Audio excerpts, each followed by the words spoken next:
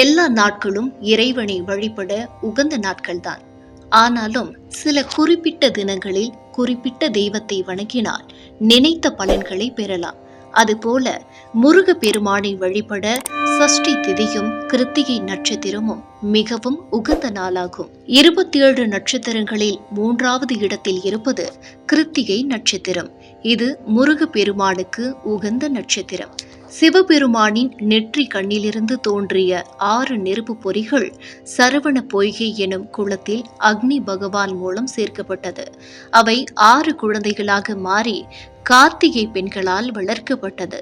இவர்கள் பார்வதியின் அம்சம் ஆவார்கள்.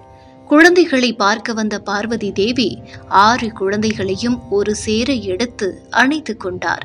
அக்குழந்தைகள் ஒன்று சேர்ந்து 6 முகங்கள் 12 கரங்கள் கொண்ட ஒரே குழந்தையானது. அந்த குழந்தைக்கு கந்தன் என பெயரிட்டார் பார்வதி தேவி.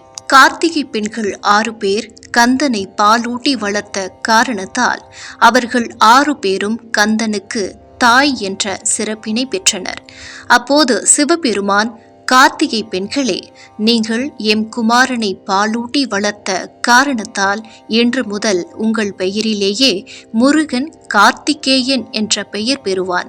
அது மட்டுமல்ல, உங்களின் நாளாகிய கிருத்திகை நட்சத்திரத்தன்று விரதம் இருந்து முருகனை வழிபடுவோர் இன்னல்கள் அனைத்தும் நீங்கி வாழ்வில் சகல செல்வங்களும் பெற்று பெருவாழ்வு வாழ்வார்கள் என்று கூறி ஆசீர்வதித்தார். அவ்வாறே இன்றும் முருக பக்தர்கள் கிருத்திகை விரதம் இருந்து கருணை கடலான முருகனின் பேரர் குழந்தை பேறு வேண்டுபவர்கள் மட்டுமல்லாமல் திருமண தடை இருப்பவர்கள், கிரக தோஷங்களால் பாதிக்கப்பட்டவர்கள், கடன் பிரச்சனை, பூமி சம்பந்தமான பிரச்சனையில் இருப்பவர்கள், கணவன் மனைவி சண்டையில் இருப்பவர்களும் கிருத்திகையில் விரதம் இருந்து முருக பெருமானை வழிபட்டால் நல்ல பலனை பெறலாம். ஆடி மாதம் வரும் கிருத்திகை நாள் மிகவும் சிறப்பிற்குரியது.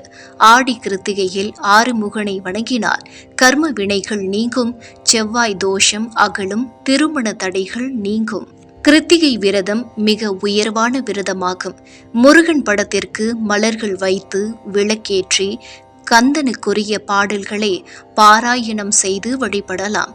முடிந்தவர்கள் நாள் முழுவதும் விரதம் இருக்கலாம்.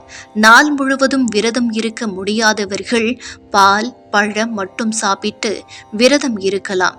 கண்டிப்பாக உணவு எடுத்து கொண்டே ஆக வேண்டும் என்றால் உப்பு சேர்க்காமல் சாப்பிட்டால் சிறந்தது.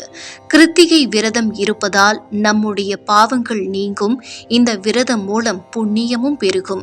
முருகனை வழிபாடு செய்வதால் வாழ்வில் நேர்மையும் தூய்மையும் பெருகும். முருக பெருமானுக்கு 6 வகையான நைவேத்தியம் படைத்து 6 வகையான மலர்களால் அர்ச்சனை செய்து 6 வகையான பூஜைகள் செய்வது சிறப்பு வாய்ந்தது. இது முடியாவிட்டால் சர்க்கரை பொங்கல் மட்டும் நைவேத்தியமாக படைத்து வழிபடலாம்.